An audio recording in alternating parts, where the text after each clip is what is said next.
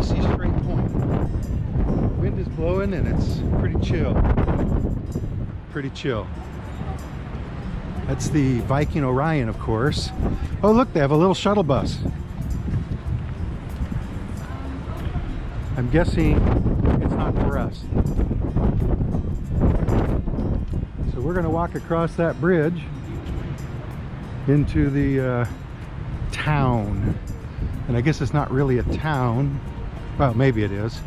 It's more of a tourist thing.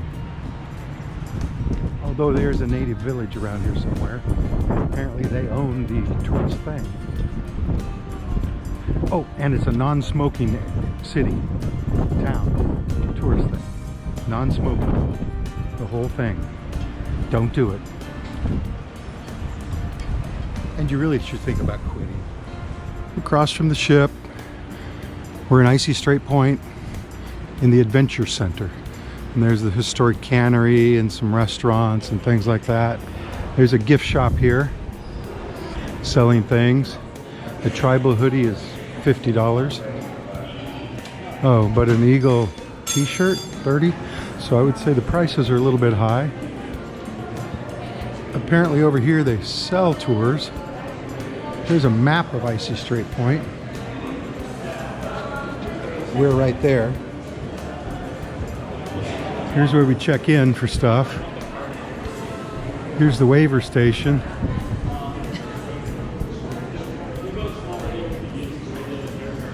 I think we might have to do that.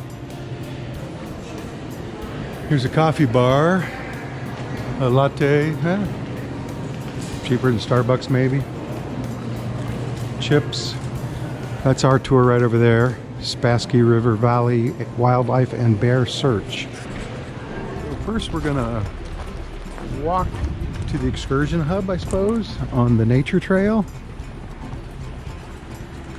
That's some pretty thick forest in there.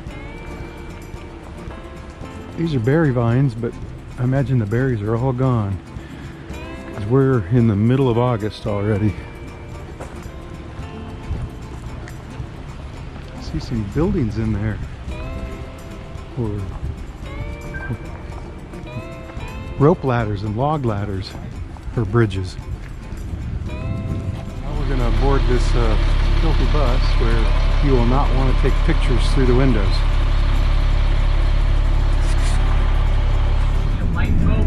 So we're on the bus now, driving somewhere, listening to the guide.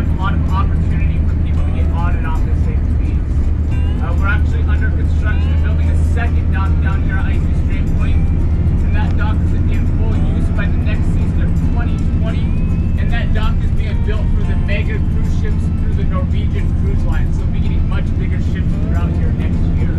That store is going to cost you right around $37 a can. So we're coming into the town, as much as possible. sort of. So I'd like to catch that Alaska Marine Highway system over to Juneau, get to our nearest Costco, and load up on a bunch of groceries there on Costco. Try to do that about once a month or once every 2 months throughout the year. It really saves you a lot of money.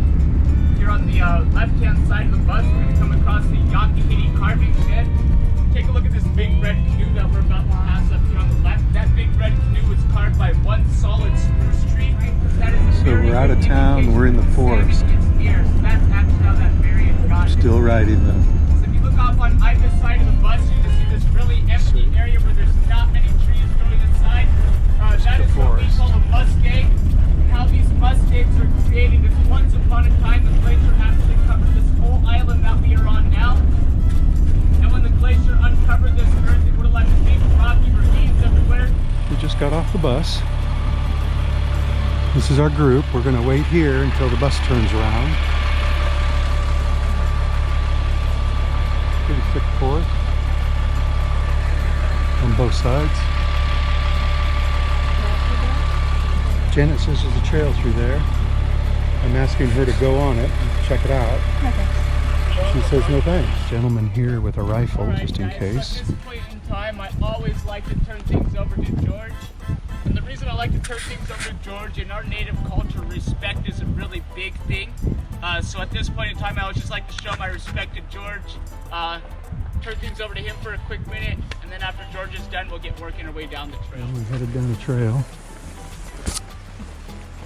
into the forest, which it has a railing, and it is private property.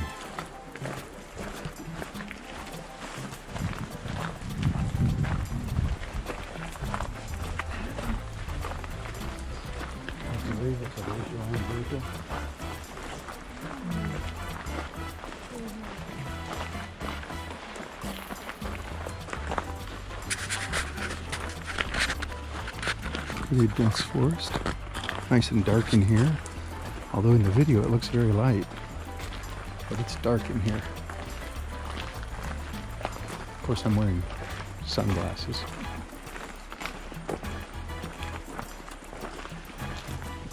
Coming to a clearing. I might call it a meadow.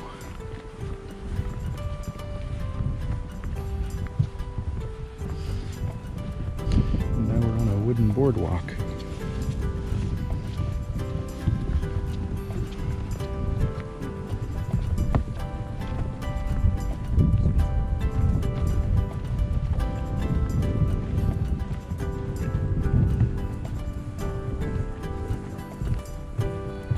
Came from up in there. This is our group. I don't know if this is a viewing platform. Don't see any bears though. So we're heading back into the forest now from out of the meadow. And we're getting off the boardwalk back onto a gravel trail. Not as dense here, and I see that the plants have all been cut, it looks like. So it's like they cleaned the forest floor up or something. But I'm not sure. This must be a viewing platform, huh? And there's a river, the Spasski River. Is the way that guy pronounced it.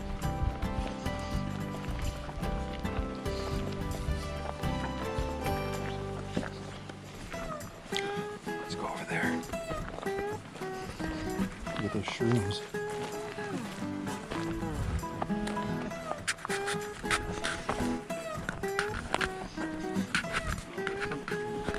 That was platform 1. We stood there for 15-20 minutes. Now we're going to migrate down to platform 2. Or we're going to skip platform 2. We're going to go to platform 3.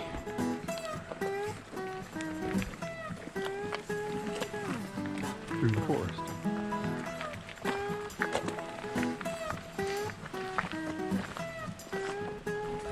We've reached platform 2. Our guide says we won't be stopping here for very long because he doesn't like it, because you can't see where the bears usually are up there at the bend in the river.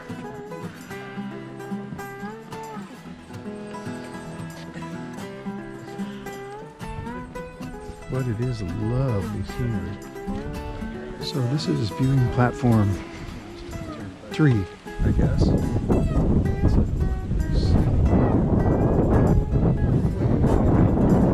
The screen is the ocean. And some right down here in front of us, the salmon flopping around. I'll insert some close-ups there.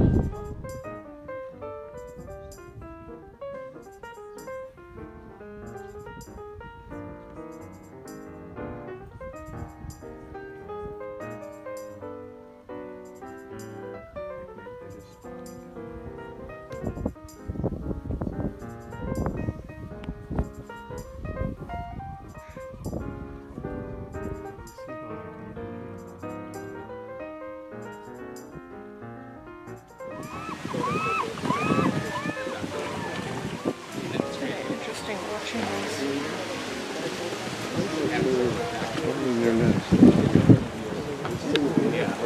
That fish could be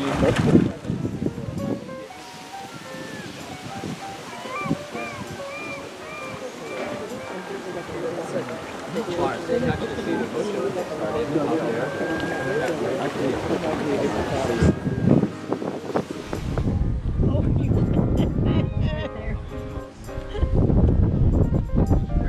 people are all crowded up here. But I want you to look at this. So it's a bear sighting. That's pretty cool carving, really.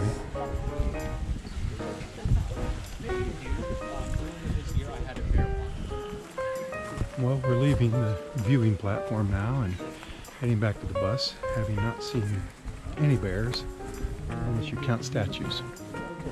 But they don't guarantee them, so this is the roots of a tree that tipped over there.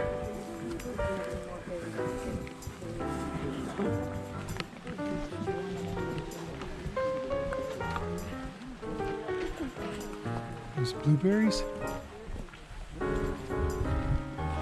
raspberries.